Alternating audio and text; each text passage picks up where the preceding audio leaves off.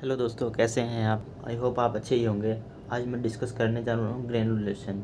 Granulation में discuss करूँगा granulation होता क्या है, ग्रेनुल्स क्या होते हैं और ये इसके मेथड कितने होते हैं और ये क्यों यूज किया जाता है। ठीक है दोस्तों, तो ग्रेनुल्स होते क्या हैं? It is the aggregate of the fine particles of powder in A mass of about spherical shop.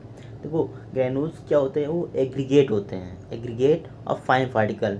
ठीक है, फाइन पार्टिकल्स को मिलाकर एक पाउडर को मिलाकर एक मास, एक पार्टिकल्स बनाया जाता है, उसी को हम ग्रेनुल्स कहते हैं। ठीक है, अब ग्रेनुलेशन क्या होता है? ग्रेनुलेशन वो चीज़ें होती है, granulation is the process in which primary powder particle are made to adhere to from longer multiple entire called granules।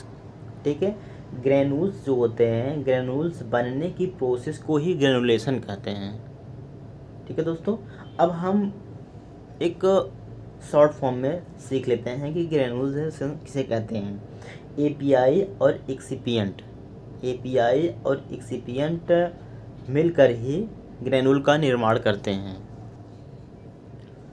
API और एक्सिपिएंट मिल के ग्रेनुल का निर्माण करते हैं। ये दोनों मिलने की जो प्रोसेस होती है, जो क्रिया होती है, उसे हम ग्रेनुलेशन कहते हैं। और एपीआई क्या होता है? एपीआई ड्रग हेडेड, ड्रग वो चीज़ होती है जो इंटेंडेड इफेक्ट करती है, जैसे पैरासीटामॉल हुआ, डोर्वास्टेटिन हुआ, एसाइक्लोविर हुआ, क्लोनाजिपाम हुआ, अल्प्राजोलम हुआ, ये एपीआई होता है। और एक्सिपिएंट क्या होता है? एक्सिपिएंट होता है कि जो कि ये किस पर्पस से यूज़ किया जा रहा है, लॉन्ग टर्म स्टेबलाइजर का काम करता है। जैसे बाइंडर हुआ, बाइंडर में क्या हुआ, PBK30 हुआ, स्टार्च हुआ, लैक्टोज हुआ, और उसके साथ साथ में कोटिंग जैसे हुआ। कोटिंग में HPMC, PEG यूज करते हैं, पॉलीथाइलिन ग्लाइकेंड। और उसके बाद कोटिंग में हो गया, और कलरिंग एजिंग में टाइटेनियम डाइऑक्साइड हुआ, टाइटेनियम डाइऑक्साइड हुआ, डिसइंटीग्रेशन में CCS हुआ। ठीक है, ये सब चीज़ें यूज करते हैं, उसको हम एक्सिपिएंट कहते हैं। और ये दोनों की, ये जैसे एपीआई और एक्सिपिएंट मिल के ग्रेनुल बना दिए। छोटे छोटे पार्टिकल्स देख नहीं रहे, ऐसे ऐसे ऐसे ऐसे, ये फाइन पार्टिकल्स, अब फाइन पार्टिकल्स दोनों थे, फाइन पार्टिकल से ग्रेनुल निर्माण हुआ। ये जैसे आप होम्योपैथ की गोली खाते नहीं है, उसमें वो क्या था, होम्योपैथ जो था वो पाउडर था चीनी की तरह, तो उसको दोनों मिला के एक ग्रेनुल की तरह बना दिया गया है। इस तरह गोली की तरह नहीं होता होम्योपैथ की दवाई, तो वो ग्रेनुल्स हो गया। दोनों को मिलकर जो प्रोसेस जैसे बनता है उसे हम ग्रेनुलेशन कहते हैं। एपीआई और एक्सिपिएंट मिलकर ग्रेनुल बनाते हैं, ये दोनों करने की प्रोसेस जो होता है वो ग्रेनुलेशन कहलाता है।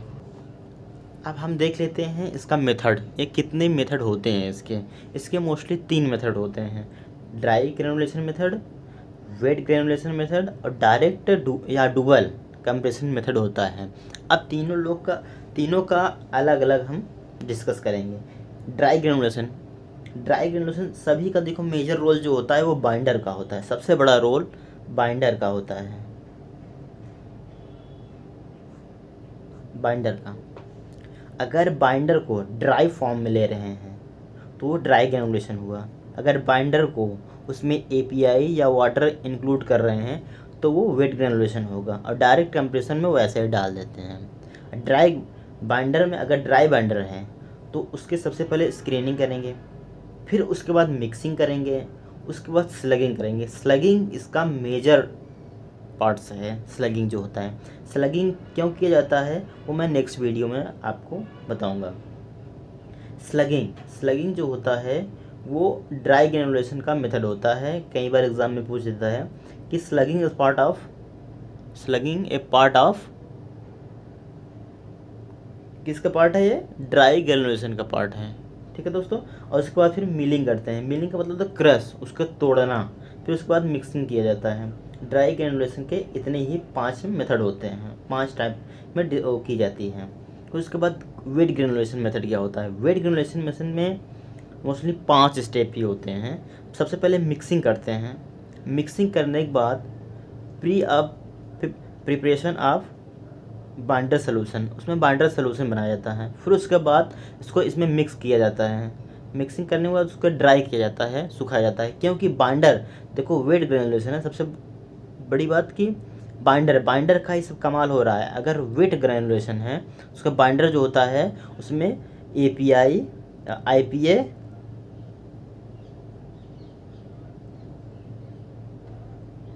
या वाटर ऐड किया जाता है तो वेट ग्रेनुलेशन कहलाता है, वेट ग्रेनुलेशन कहलाता है। इसके भी 5 स्टेप हैं, mixing, preparation of binder solution, mixing, फिर उसके बाद ड्राइंग, फिर उसके बाद स्क्रीनिंग की जाती है। ठीक है दोस्तों, और स्टेप जो है, मेथड जो है वो थर्ड मेथड, ये डायरेक्ट है या तो उसे डबल कंप्रेशन मेथड भी कहते हैं। इसमें क्या होता है, बस मिक्सिंग करके वो डायरेक्ट कंप्रेशन के लिए भेज दिया जाता है, इसमें और कोई चेंजिंग कहीं की जाती हैं।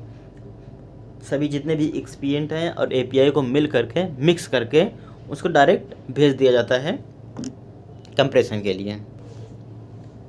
अब हम डिस्कस करते हैं कि रीज़न क्या होता है ग्रेनुलेशन में, हम क्यों करते हैं ग्रेनुलेशन। सबसे बड़ा रीज़न हम क्यों करते हैं ग्रेनुलेशन, वैसे भी कर सकते हैं, दे सकते हैं पाउडर, लेकिन क्यों? To enhance flow property of the powder mixing. इसकी जो इन्हांस फ्लो प्रॉपर्टी होती है जैसे कि हार्डनेस आना, डीटी आना, ये सब को हम मेंटेनेंस करते हैं ग्रेनुलेशन के थ्रू। To reduce the inside of the dust production, जो उसमें डस्ट निकलता है उसको रिड्यूस करते हैं। वेट ग्रेनुलेशन जो होता है, वेट ग्रेनुलेशन उसमें हम आईपीए या वाटर मिलाते हैं। तो अगर वाटर किसी भी चीज़ में अगर वाटर पाउडर है, जैसे आप घर में देखे होंगे कि जब झाड़ू लगाते हैं आप तो उसमें अगर पानी का छिड़काव किया जाए तो डस्ट होता है वो बैठ जाता है तो उभरता नहीं है। ठीक उसी प्रकार वेट ग्रेनुलेशन में अगर हम आईपीए या वाटर डाल दे रहे हैं तो उसका डस्ट जो रिड्यूसिंग होगा है वो कम हो जाएगा। ठीक है दोस्तों, यहाँ से फिर रीजन जो है थर्ड देखिए, to improve drug compression ability. जो उसकी एबिलिटी होती है कंप्रेशन, जब हम कंप्रेशन या टैबलेट बनाते हैं वो उसमें कंफर्ट बढ़ता है। जैसे बड़ा ग्रेनुलेशन हुआ, छोटा ग्रेनुलेशन हुआ, उसकी शिफ्टिंग जो की जाती है वो इसी आधार पर की जाती है और ग्रेनुलेशन पे ही डिपेंड करता है। ठीक है, चौथा, to produce uniform size particle. जो उसके साइज होते हैं वो प्रॉपर मिक्स हो जाते हैं। जैसे ये पाउडर हुआ, ये पाउडर कंटिन्यू कंप्रेस नहीं हो पाएगा, जैसे ही इसको हम एपीआई एक्सिपिएंट्स मिलाते हैं, मिलाने के बाद जो हमारा ग्रेनुल बनता है ना वो इस पार्टिकल्स में बनता है, तो जो इसकी कंप्रेसिबिलिटी है वो सब बढ़ जाती है क्योंकि वो पार्टिकल साइज के ऊपर डिपेंड करता है।